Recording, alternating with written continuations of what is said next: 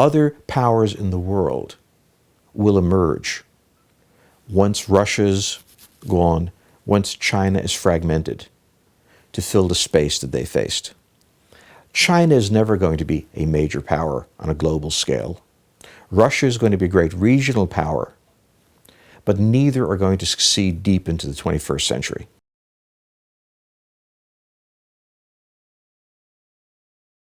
Japan is the world's second largest economy. It towers over China economically. It towers over Germany. It towers over the United Kingdom.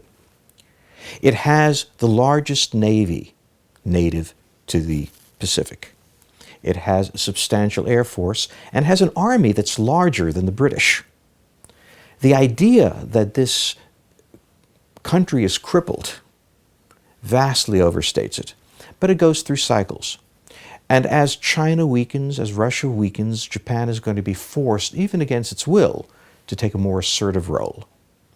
But certainly after the United States, the largest and ultimately one of the most dynamic economies in the world will continue to be the Japanese.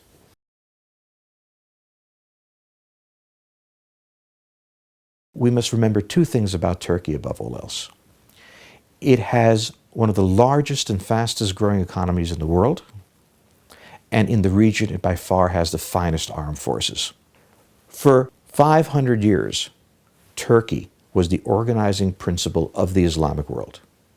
Since 1918, it withdrew in itself. But it is returning. Turkey is returning to the prior state that it was in.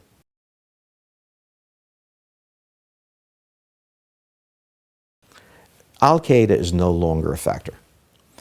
There will always be radical Islamists in the Islamic world. There's been for 1,000 years. But the challenge of the Islamic world now is to recover from the chaos imposed upon it by the United States in wrecking Al-Qaeda. Whether the country is Iran, whether the country is Iraq or Afghanistan, whether it's Kuwait and Saudi Arabia, the desire now is for stability within an Islamic framework. And simply put, Turkey is so far the most powerful Islamic country, and so much the most economically effective, and historically the leader of the region, that it's very difficult to find any way in which it will not re-emerge into that role.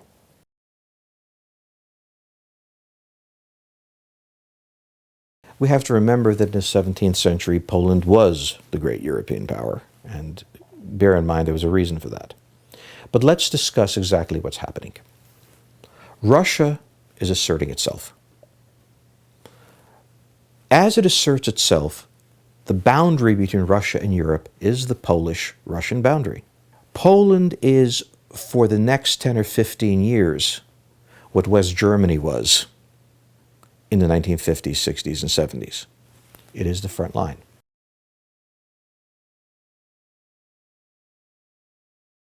Something very interesting happens when the United States allies with a vibrant, well-trained, disciplined country. And you take a look at South Korea. If in 1950 you had said that South Korea would be one of the great industrial powers of the world, the laughter would have been overwhelming. If in 1950 you had said Israel would be one of the great technological powers of the world, the laughter would be equally preposterous. What do these two countries have in common? They were strategic partners of the United States, in the United States achieving certain strategic ends. Remember, the United States has decided to put the ballistic missile defense system in Poland. It has decided to give F-16s to Poland. There's a huge amount of technology transfer going on because when you give an F-16 to a country, you have to train thousands of technicians to maintain them.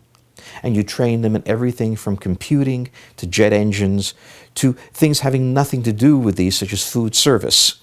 It follows from that after 30, 40 years of this, Poland will look much more like South Korea or Israel than it will look like Romania.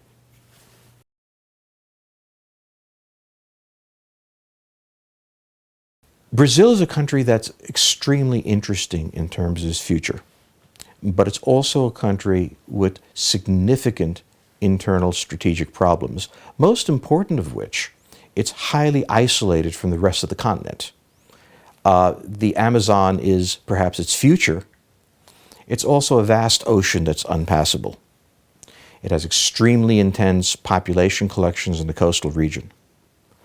By no means am I denigrating Brazil, but it cannot become a regional power because of geography, and therefore can't evolve into a global power.